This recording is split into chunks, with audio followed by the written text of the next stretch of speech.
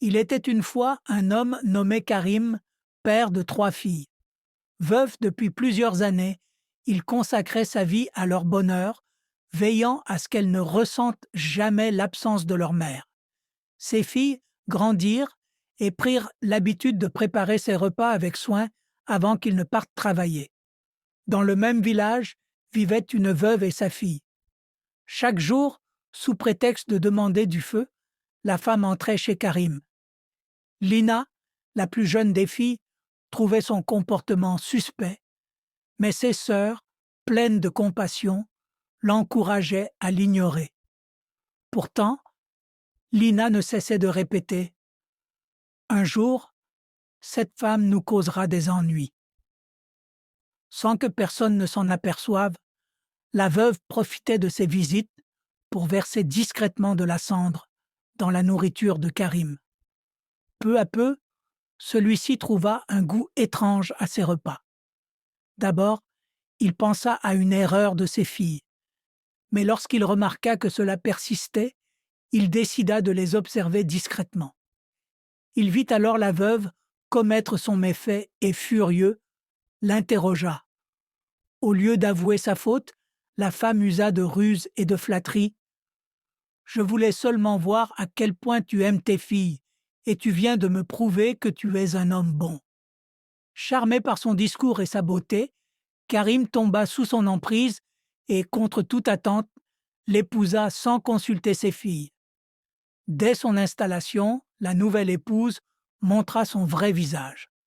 Jalouse de l'amour de Karim pour ses filles, elle les réduisit à l'état de servantes, les privant de nourriture et d'affection.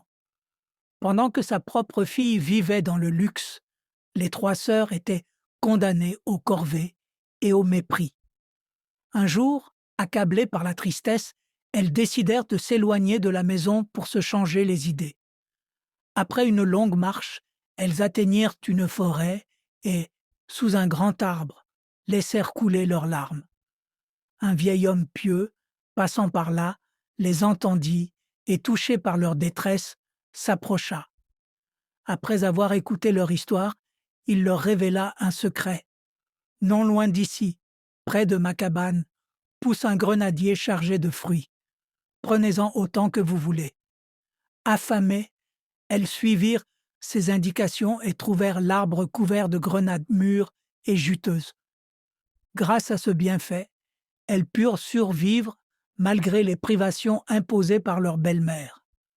Rapidement, cette dernière s'inquiéta. Comment pouvaient-elles rester en bonne santé alors qu'elle les affamait? Pourquoi semblait-elle encore plus belle alors que sa propre fille, bien nourrie, paraissait terne en comparaison? Curieuse, elle envoya sa fille espionner les sœurs. Cachée derrière un arbre, la demi-sœur les observa cueillir et savourer les grenades. Mais Lina, plus maligne, la repéra immédiatement. Regardez qui nous espionne, murmura-t-elle à ses sœurs. Pressentant un danger, elle dissimula rapidement son fruit et réfléchit à un plan pour protéger leur secret. Les 3 sœurs avaient trouvé refuge dans la forêt après avoir été maltraitées par leur belle-mère. Elles y survivaient grâce à un grenadier jusqu'à ce que leur belle-mère, jalouse de leur résilience, ordonne qu'ils soient déracinés. Pourtant, un vieil homme bienveillant leur offrit une nouvelle source de subsistance, une rivière de lait. Mais cette bénédiction ne dura pas longtemps, car la belle-mère, toujours avide de les voir souffrir, la fit détruire. Un jour, sous prétexte d'une maladie, elle exigea de son mari, Karim, un remède cruel, le sang de ses filles. Déchiré entre son amour pour elle et les caprices de sa femme, il décida de les abandonner dans la forêt pour leur donner une chance de survivre. Là, elles furent recueillies par 3 chasseurs qui les épousèrent et leur offrirent une vie paisible. Le temps passa et Lina, l'une des sœurs, donna naissance à un fils. Mais le bonheur fut de courte durée. Un jour, son mari Yassir partit chasser et ne revint jamais. Peu après, Ses beaux-frères, partis à sa recherche, disparurent à leur tour. Puis, un mystérieux vieillard frappa à sa porte. Feignant la faiblesse, il demanda l'hospitalité. Lina, généreuse, l'accueillit, ignorant qu'il s'agissait d'un sorcier. Ce dernier, subjugué par sa beauté, tenta de la séduire. Devant son refus, il la transforma en chienne et l'emmena avec lui.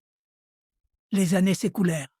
Son fils, élevé par ses tantes, grandit sans savoir ce qu'était devenue sa mère. Le jour où la vérité lui fut révélée, il jura de la retrouver.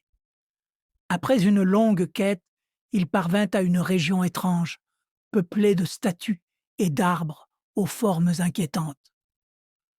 Un vieil homme lui apprit qu'un puissant sorcier régnait sur ces terres et que ses victimes étaient transformées en pierre ou en arbre.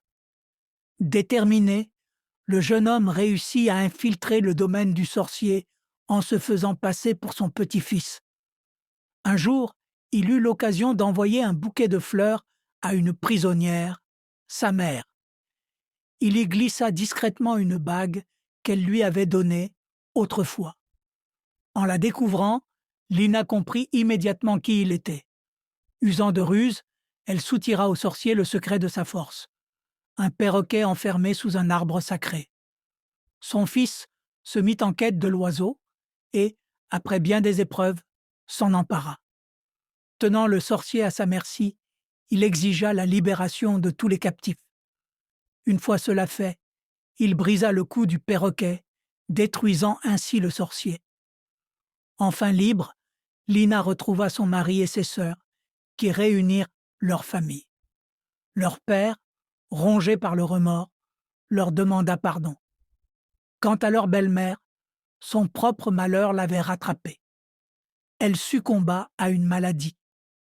Ainsi, après des années de souffrance, les trois sœurs purent enfin vivre en paix, entourées de ceux qu'elles aimaient.